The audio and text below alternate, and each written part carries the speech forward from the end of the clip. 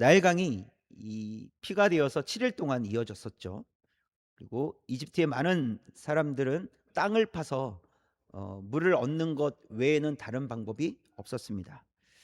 그리고 그 기간은 일 주일 동안 걸렸죠. 긴 시간이 아닐 수 있지만 그들 물을 구할 수 없었던 애굽인들에게는 그 일 주일의 시간이 매우 긴 시간이었을 것입니다. 그런 뒤에 이제 두 번째 재앙이 내려지는데 이제 개구리가 가득 넘치는 재앙이었습니다. 사실 이집트는요, 개구리를 섬기는 나라였어요. 그림을 하나 보시면 어, 헤케트라는 여신이에요. 개구리 이제 형상을 하고 있죠. 개구리는 알을 많이 낳잖아요. 한 번 나오면 알이 많잖아요. 그래서 이 헤케트 여신은 다산의 상징이에요. 이게 다산. 그래서 자녀를 많이 낳는다는 것은 부의 상징이기도 해요. 그래서 다산 의 상징으로서 그런 이 헤케트 여신을 섬겼습니다. 그래서 개구리는 저주가 아니라 그들이 생각할 때는 축복이었다라는 것이죠. 그러나 어떤 일이 일어났습니까? 축복으로 여겨졌던 그 개구리가 반죽 그릇에까지 침투해 들어와서 재앙이 되어 버린 것이죠. 하나님이 아닌 것을 하나님 자리에 놓았을 때 축복이라고 여겨졌던 것이 저주가 된다는 것을 우리는 보게 됩니다. 하나님의 자리에 하나님이 계셔야 되는데 그 자리에 다른 것이 있을 때 그것이 인생의 저주가 될 수 있다는 것을 우리가 오늘 말씀을 통해서 또 깨달을 수 있기를 원합니다. 이집트 사람들은 이 그동안 축복으로만 여겼던 개구리를 보며 자기들이 섬기는 신이 재앙이 된다는 사실에 매우 놀라웠을 거예요. 축복이라고만 여겼는데 재앙이 되었으니까 놀라지 않을 수 없었을 겁니다. 이 일은 힘 있는 바로도 그리고 능력 있었던 마술사들도 해결할 수 없었던 일입니다. 그래서 모세는 바로에게 가서 이 일을 하나님께서 하십니다. 하나님께서 하셨습니다. 하나님께서 개입하셨습니다라는 이야기를 해 주는데요. 10절에 있는 말씀이에요. 10절 처음부터 시작. 그가 이르되 내일이니라. 모세가 이르되 왕의 말씀대로 하여 왕에게 우리 하나님 여호와와 같은 이가 없는 줄을 알게 하리니. 이 일을 누가 하시겠다라는 거예요? 하나님께서 하신다는 거예요. 지금 모세의 선포는 이 일을 하나님께서 하십니다 라는 것을 지금 선포하고 있는 것입니다. 그래서 이 개구리 재앙은 어, 자연 현상이 아니라는 거예요. 그냥 자연적으로 개구리들이 갑자기 많이 나타난 것이 아니라는 것을 이야기하고 있는 것이고, 이것은 하나님께서 직접 개입하셨다라는 것을 가르쳐 주고 있는 것입니다. 여러분, 그렇다면 이런 장면들을, 이런 경험들을 한다면 이 바로가 마음을 좀 돌이켜야 되는 거 아닙니까? 그러나 바로는 마음을 돌이키지 않습니다. 하나님의 능력을 직접 경험했지만 완악한 마음은 변하지 않았다라는 것을 보여주고 있습니다. 오늘 말씀을 통해서 우리에게 주시는 메시지가 무엇인지 우리가 또 이런 이 상황, 이 배경을 알고 한번 살펴보도록 하겠습니다. 첫 번째, 시작. 하나님은 예배를 원하십니다. 어, 하나님께서 모세를 통해서 바로에게 말씀하신 내용 1절 말씀 다시 한번 보시면, 붉은 글씨요. 시작. 내 백성을 보내라. 그들이 나를 섬길 것이니라. 내 백성을 보내라. 그들이 나를 섬길 것이니라. 이스라엘 백성들을 보내야 될 이유가 무엇입니까? 그 이스라엘 백성들이 하나님을 섬길 수 있도록 하기 위해서. 그러니까 하나님께서는 이스라엘 백성들에게서 예배를 받으시기 위해서 바로를 향해서 보내라 이렇게 말씀하고 있습니다. 그러면서 표현을 이렇게 하시죠. 내 백성이라고 표현하세요. 하나님께서 내 백성을 보내라.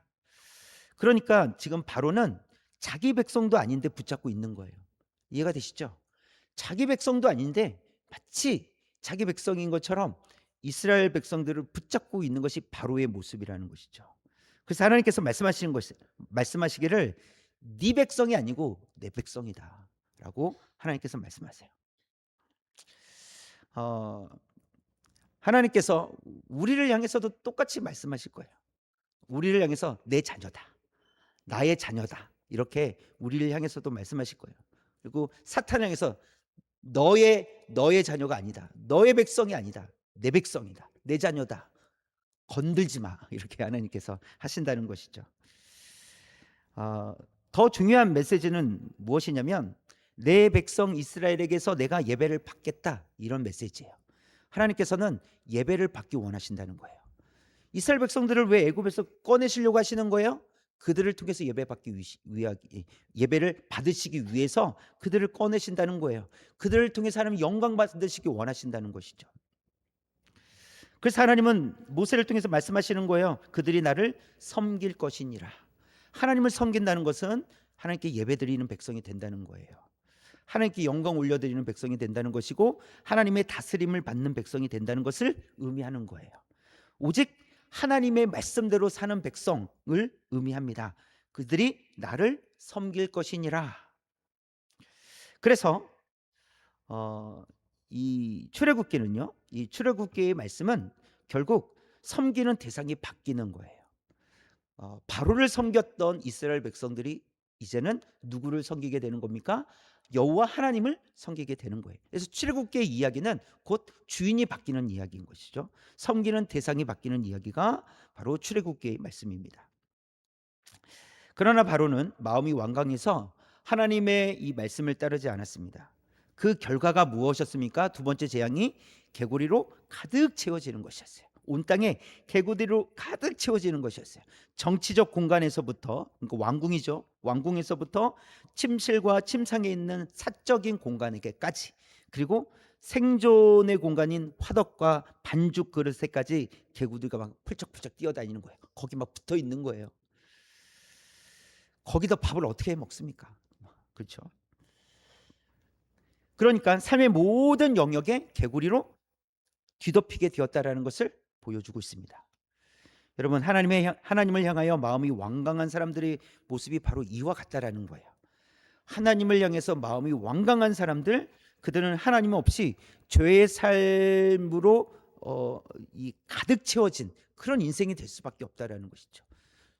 출구를 찾을 수 없을 만큼 죄로 인해서 죄가 가득 채워졌기 때문에 출구를 찾을 수 없을 만큼 죄로 이게 뒤덮여 있는 그런 인생을 살아갈 수밖에 없다라는 것입니다. 그것이 하나님을 향하여 마음이 완강한 사람들의 모습이라는 거예요. 그래서 성도는요, 빛 대신 하나님 앞에 날마다 나아가야 됩니다. 그러니까 빛 대신 하나님 앞에 나아간다는 것은 무엇이에요? 우리 안에 어두움이 밝혀진다는 의미가 있어요. 우리 안에 이 어두움이 드러나야 돼요. 밝혀져야 돼요. 드러나면 어떻게 됩니까? 이제 비로소 그것이 물러가게 되는 거예요. 어둠은 빛이 비춰지면 물러가게 되어 있습니다. 그러니까 우리 안에 있는 어두움은 밝혀져야 돼요. 하나님 앞에 드러나야 되고, 그러므로 인해서 하나님의 은혜로 그것이 그 모든 죄악이 물러나게 될 줄 믿습니다. 그런 의미로서 우리는 하나님 앞에, 빛 대신 하나님 앞에 날마다 가까이 나아가야 된다는 것입니다. 여러분, 그렇다면 하나님께서 원하시는 성도들의 삶은 무엇일까요? 그것은 우리의 공적인 삶, 그러니까 직장이나 일터, 공적인 삶의 현장, 또 사적인 공간, 가정, 개인적인 공간, 또 일상의 모든 공간에서 예배하길 원하신다는 거예요. 바로가 하나님을 섬겨야 할 이 이스라엘 백성들을 묶어 놓았을 때 이집트에는 무엇으로 가득 차게 됐습니까? 개구리로 가득 차게 되죠.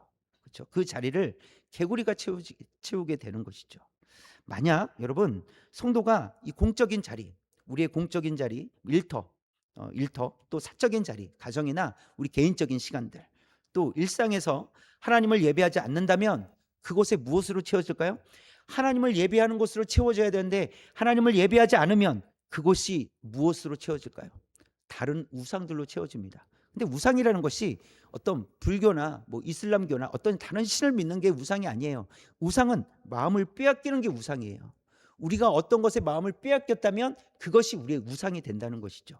그래서 이 공적인 자리에서 업무의 실적, 나는 내가 열심히 일해가지고 나는 진급도 하고 돈도 많이 벌고, 여기에 마음을 빼앗기면 하나님의 자리가 없는 거예요.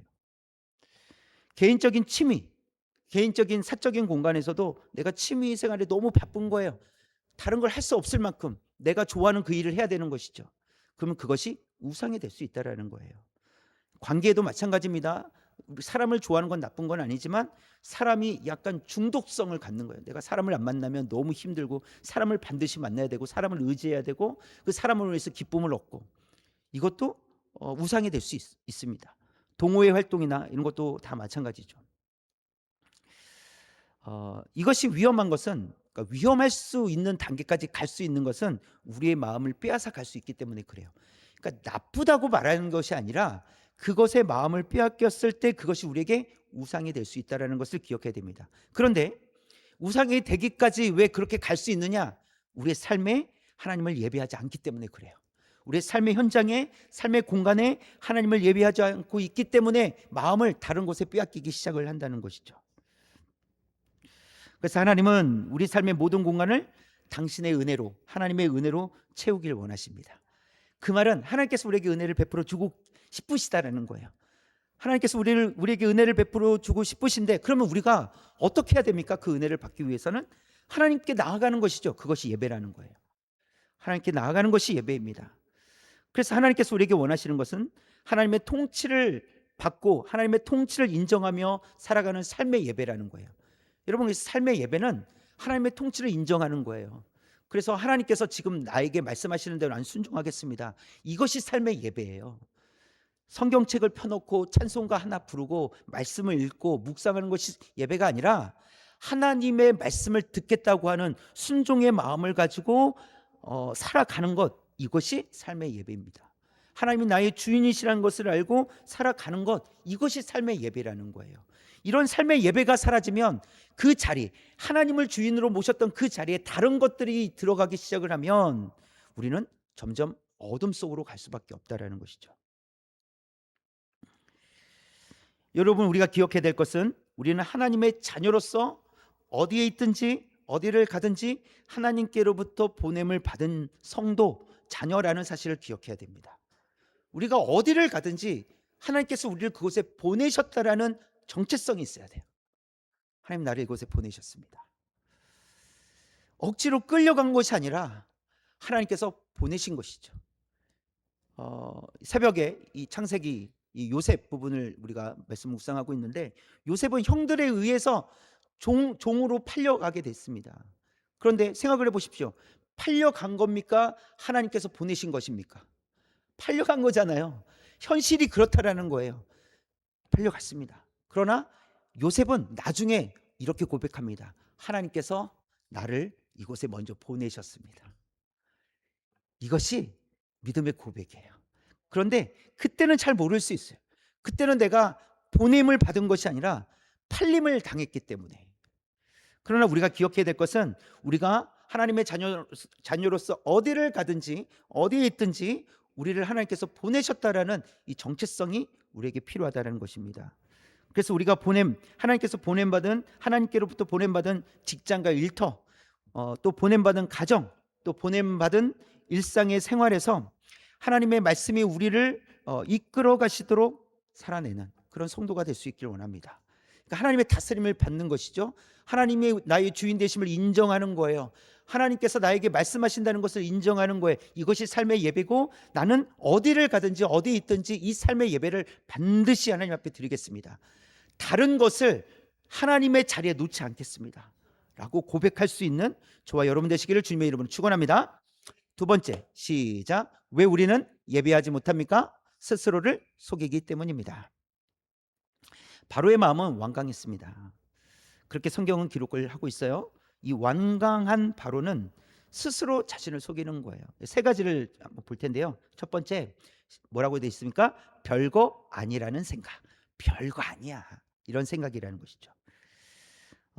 오늘 말씀에서 보면, 이 7절에서 보면 마술사들이 크게 당황스러워하지 않는 것처럼 보입니다. 7절 읽어볼까요? 시작. 요술사들도 자기 요술대로 그와 같이 행하여 개구리가 애굽 땅에 올라오게 하였더라. 그러니까 개구리가 올라오도록 누구도 했어요? 요술사들도 했다라는 거예요. 그러니까 그들은 나도 할 수 있는 거야. 당황스럽지 않았을 거야. 나도 할 수 있는 거야. 그러나 생각해 보면 마술사들이 해야 될 일은 무엇이에요? 개구리를 올라오게 하는 거예요? 없애는 거예요? 없애야죠. 그것이 요술사들이 해야 될 일이었어요. 그런데 나도 할 수 있어. 이거 별일 아니야. 라고 개구리가 그렇게 많은데 자기들도 개구리가 올라오도록 한다는 것이죠. 만약 개구리를 사라지게 했다면 바로가 별거 아니네 라고 했을 테지만 아니잖아요. 요술사들도 개구리가 올라오게 했단 말이에요. 그 광경을 보면서 바로는 별거 아니네 이렇게 생각했다라는 거예요. 잘못된 생각이죠. 그래서 바로는 이렇게 이야기하는 거예요. 나도 할 수 있거든 이거예요. 나도 할 수 있는 거야. 이렇게 이야기한다는 것이죠. 이런 태도라는 거예요. 여러분 우리도 이 정도는 할 수 있어. 이렇게 생각할 때가 있습니다. 이렇게 말할 때가 있어요. 내가 하면 돼. 내가 할 수 있는 일이야. 이건 내가 충분히 할 수 있어. 이거는 굳이 기도하지 않아도 돼. 내가 할 수 있는 일이기 때문에. 이렇게 말할 수도 있죠. 여러분 그러나 잘 생각해야 됩니다. 할 수 있다는 것이 문제를 해결하는 방법은 아니라는 거예요. 할 수는 있어요. 그렇다고 문제가 해결되는 것은 아닐 수 있어요. 이걸 잘 이해하셔야 돼요. 여러분 평생 그러니까 문제 하나님께서 일하시면 그 문제가 사라지는데 내가 그 일을 하려고 하잖아요. 할 수 있어서 하잖아요. 그 문제가 평생 사라지지 않을 수 있다는 거예요. 이걸 우리가 이해를 해야 돼요. 할 수 있는 일이에요. 왜 못하겠어요? 할 수 있으니까 우리 마음에 내가 하면 돼. 할 수 있어 라고 말하겠지만 내가 할 수 있어 라고 하는 것을 내가 평생 책임져야 된다는 거예요. 그러나 이것을 하나님께 맡겨드릴 때 하나님께서 책임져 주실 줄 믿습니다.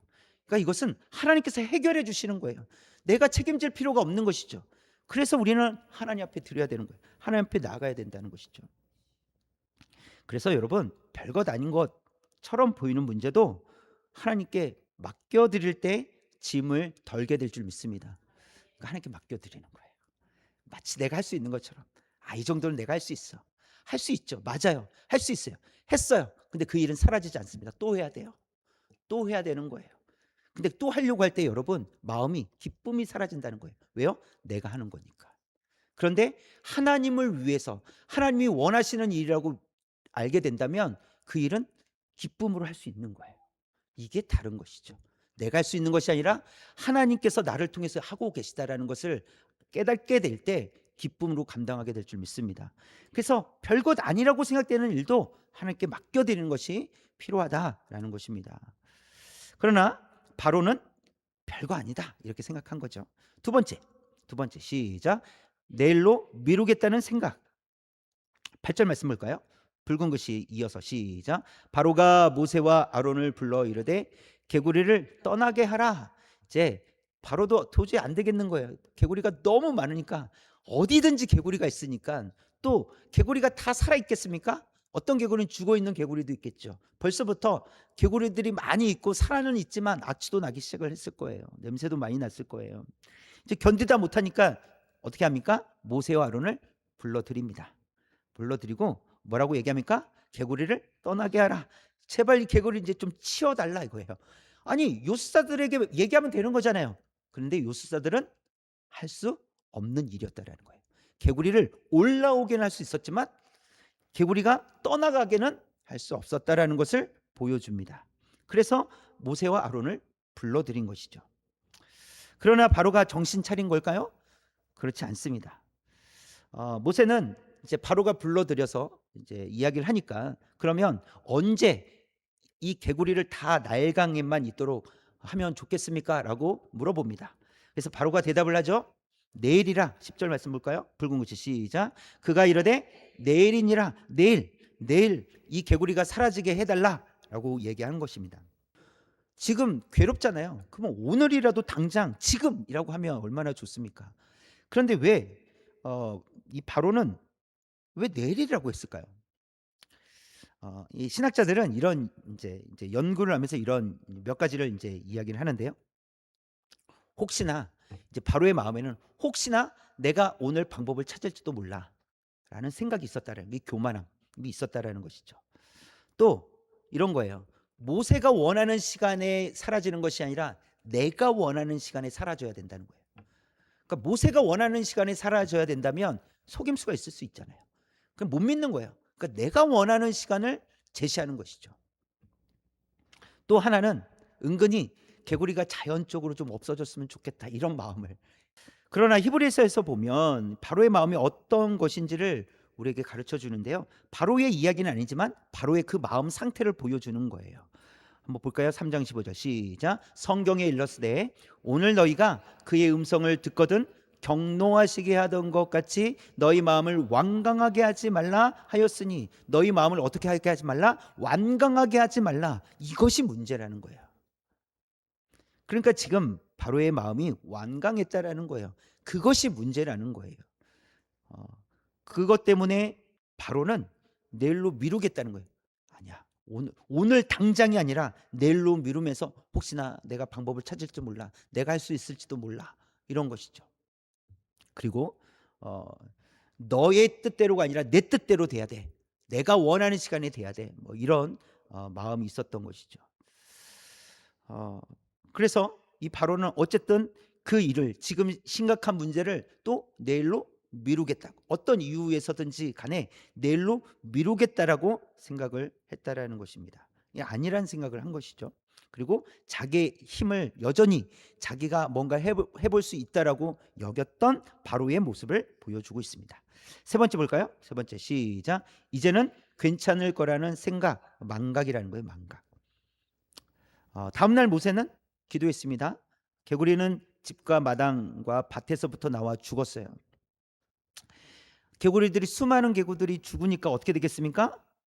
무더기로 이렇게 쌓아져 있는데 악취가 나지 않겠습니까? 그렇죠? 죽은 것들이니까 땅에서 이제 악취가 풍기기 시작을 합니다. 여러분, 개구리는 분명 죽었지만 개구리가 남긴 것은 심한 악취였다라는 거예요.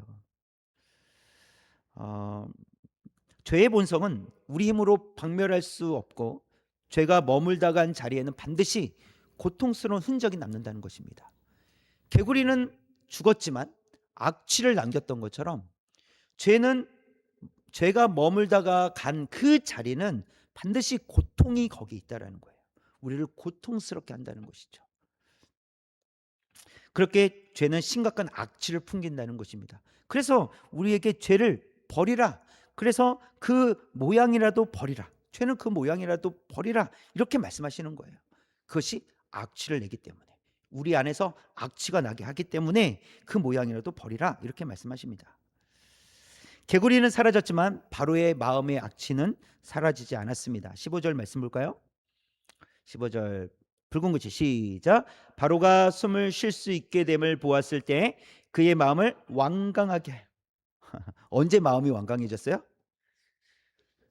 코를 막고 살았는데 이제 조금 악취도 사라진 것 같고 좀 이제 숨 쉴만 한 거예요. 그랬더니 다시 마음이 완강해졌다라는 거예요. 우리도 이럴 때가 있습니다. 그렇죠? 좀 살만하면 또 옛 모습으로 돌아가는 그런 모습. 나 주님을 위해서, 주님만을 위해서 살겠습니다. 이랬다가 웬걸 며칠 지나면 그 모습은 다 어디 가고, 그렇게 울면서 막 기도했던 모습은 다 어디 가고, 내 마음대로 살아가는 그런 모습이 우리에게 있잖아요. 이 앞으로 괜찮을 거라는 생각은 철저히 자신을 속이는 어리석인 생각이라는 거예요. 괜찮지 않습니다. 죄가 물러갔다 할지라도, 개구리가 물러갔다 할지라도 그게 괜찮은 것이 아니에요. 왜요? 이것은 지금 두 번째 재앙이란 말이에요. 아직 몇 번이 더 남았어요? 8번 더 남았어요. 너무 아니란 생각 아닙니까? 괜찮을 거야. 이건 잘 지나갔어. 하나님 이건 용서해 주실 거야. 그냥 지나간다는 것이죠. 그러나 바로의 이야기를 보면 아직 8번의 재앙이 더 남았어요. 마치 개구리만 사라지면 문제가 해결되는 것처럼 생각했다는 것이죠. 숨 쉴만 하니까 이젠 좀 살만하네, 이랬다는 것이죠. 그러나 재앙은 끝나지 않았다는 것을 우리에게 보여주십니다. 그래서 안타깝게도 많은 사람들이 하나님의 말씀과 경고를 별거 아닌 것처럼 여겨요.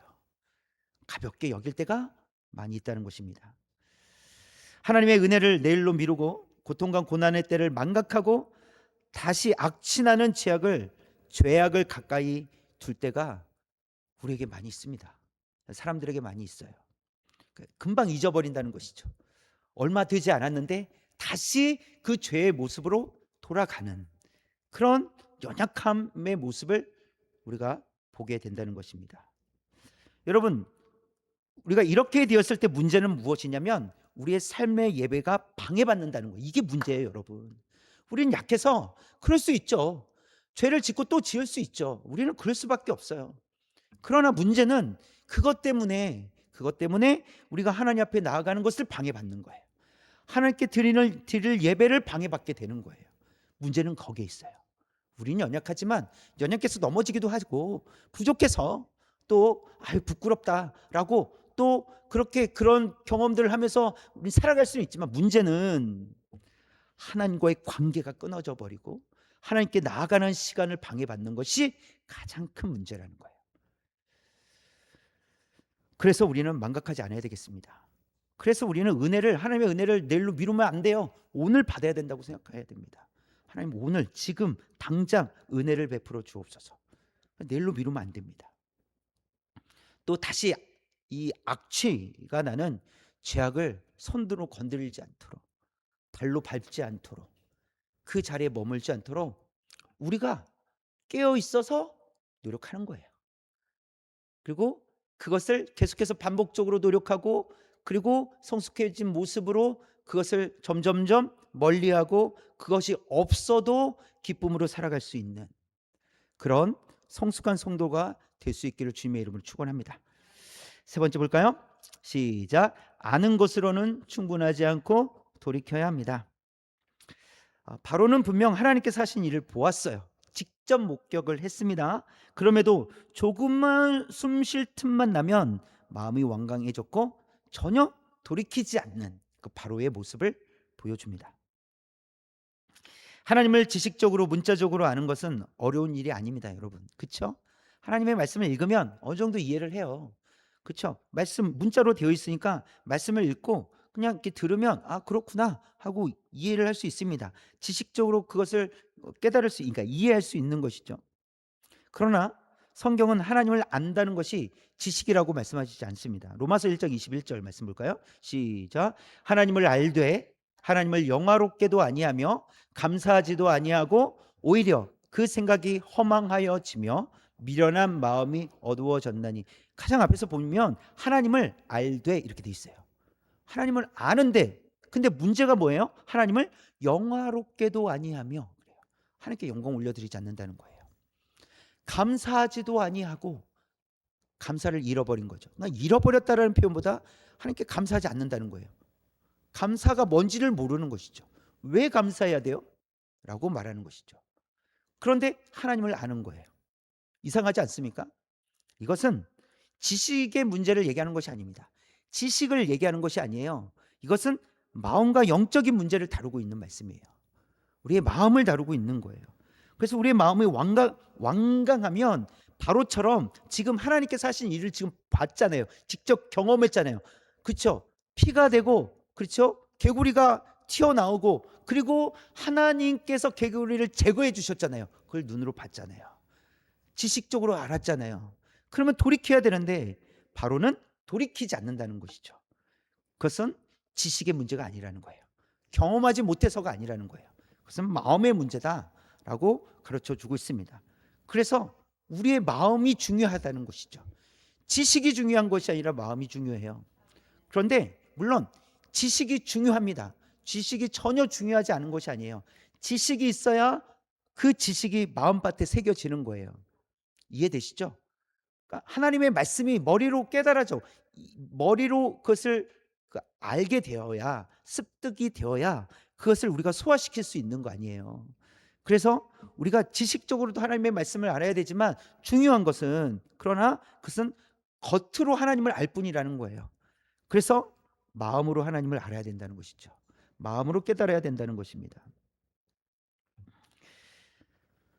그래서 이 문제를 해결해 주시기 위해서 예수님께서 이 땅에 오셔야만 했습니다. 갈라디아서 4장 4절에 보니까 때가 참에 하나님이 그 아들을 보내셨다 이렇게 말씀하고 있어요. 때가 참에 하나님의 때에 하나님께서 아들을 우리에게 보내어 주셨다라는 것입니다. 예수님께서 오셔서 죄로 가득 채워진 우리의 마음의 완악함을 제거해 주신 거예요.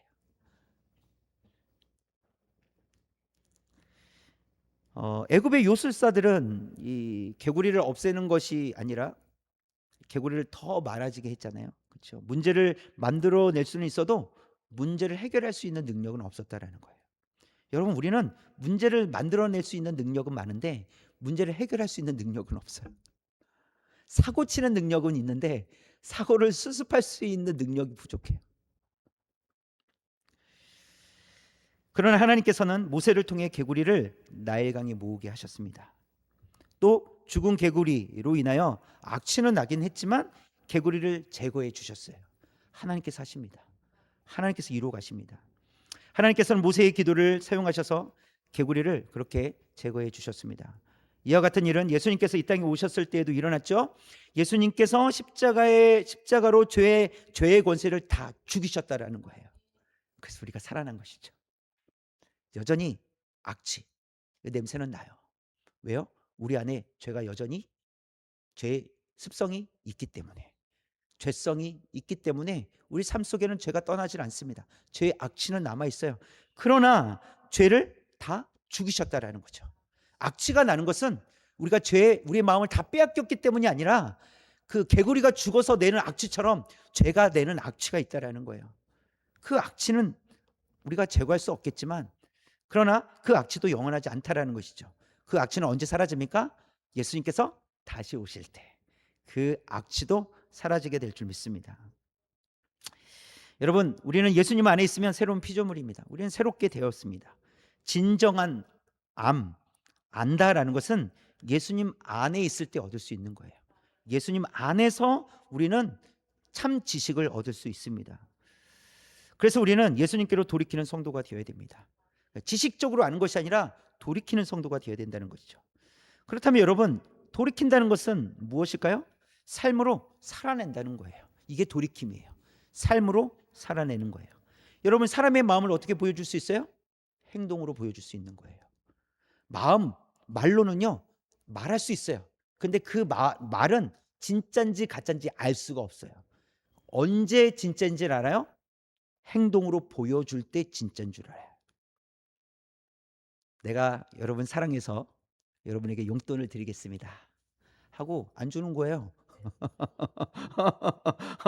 말은 했는데 일주일이 지나도 안 주고 2주가 지났는데도 안 주는 거예요. 그래서 궁금해서 물어보는 거죠. 아니 목사님, 용돈 주신다고 했잖아요. 아, 그랬죠. 제가 반드시 드릴게요 하고 또 그렇게 말은 해요. 근데 또 안 주는 거예요. 그러면 이건 사랑일까요? 아니라는 거예요. 그러면 언제 사랑이 표현되는 거예요? 그 말대로 행할 때예요. 행동할 때. 여러분, 사람의 마음은 말로 표현되어지지만 그렇다고 말이 그 마음을 보여주는 것은 아닙니다. 행동으로 보여준다는 것이죠. 하나님을 사랑하는 방법은 들은 말씀, 읽은 말씀, 깨달은 말씀을 지키며 사는 것이 하나님을 사랑하는 겁니다. 하나님 사랑합니다. 100번, 1000번도 더 할 수 있잖아요. 우리는 할 수 있어요. 근데 그게 사랑이 아니라는 거예요. 그건 사랑의 고백이죠. 그 고백 때문에 우리는 지켜가는 건데, 지킨다는 것이 뭐예요? 하나님의 말씀 따라 순종하며 지켜내는 것, 이것이 하나님을 사랑하는 것입니다. 그래서 여러분, 얼마나 아느냐의 문제가 아니라 얼마나 살아내고 있느냐의 문제라는 거예요. 여러분, 얼마나 살아내고 계십니까? 그동안 10년, 20년, 30년, 50년 평생을 신앙생활하면서 많은 것들을 듣고 배우고 읽었는데 살아내고 계십니까? 많은 것을 아느냐가 문제가 아니라 살아내느냐가 문제라는 것을, 그것을 우리에게 지금 말씀해 주고 계시다는 것을 깨달을 수 있기 원합니다. 그래서 이제 우리의 삶이 바뀌어야 돼요. 아는 것도 필요하죠. 알아야 되니까. 알아야지 살죠. 그렇죠? 그런데 얼마나 아느냐의 관심보다 내가 얼마나 살아내고 있느냐의 관심을 가지고 살아가는 것입니다. 저와 여러분이 그렇게 삶을 살아갈 수 있길 원합니다. 여러분, 결론을 맺겠습니다. 하나님 같은 분은 없으십니다. 하나님, 하나님, 유일하신 신이 바로 우리가 믿는 하나님이신 줄 믿습니다. 바로는 눈으로 보았습니다. 개구리가 온 땅을 뒤덮는 것을 보았고, 모세의 기도로 개구리가 물러가고 죽는 것을 보았습니다. 그런데 바로가 진짜 본 것은 개구리가 아니었어요. 하나님의 능력이었다는 사실을 기억하십시오. 바로가 본 건 하나님의 능력을 본 거예요. 그런데 그의 눈은 어두워져서 그 하나님의 능력을 인정하지 못하는 것이죠. 그리고 돌이키지 않았다라는 것입니다. 숨쉴만하니 마음이 다시 완강해진 바로의 모습을 볼 수 있습니다. 여러분, 바로에게 부족했던 것은 정보가 아닙니다. 지식이 아니었어요. 바로에게 부족했던 것은 돌이킬 수 있는 새 마음이 부족했다라는 거예요. 새 마음. 여러분, 기도하실 때 하나님, 저에게 새 마음을 주십시오.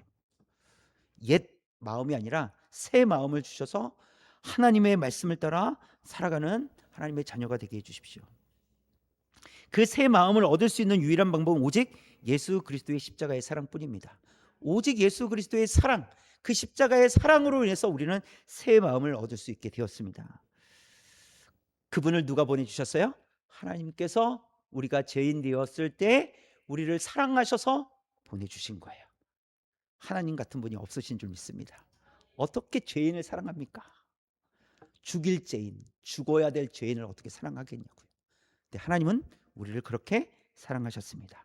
하나님 같은 분이 없으심을 우리가 알 수 있길 원합니다. 그 은혜의 하나님, 우리에게 사랑을 베풀어 주신 하나님, 그 하나님, 그 사랑을 알고 그 하나님의 사랑 때문에 우리의 일터, 우리 삶의 일터에서, 또 가정에서, 일상에서, 모든 자리에서 하나님의 다스림을 받아 살아갈 수 있는 저와 여러분 되시길 원합니다. 그런 은혜를 누릴 수 있는, 정말 하나님만 신뢰하겠다고, 하나님만 바라보겠다고, 주님 같은 분이 없으십니다. 오직 하나님만이 참 신이십니다. 그렇게 고백하며 살아가는 저와 여러분 되시길 주님의 이름으로 축원합니다.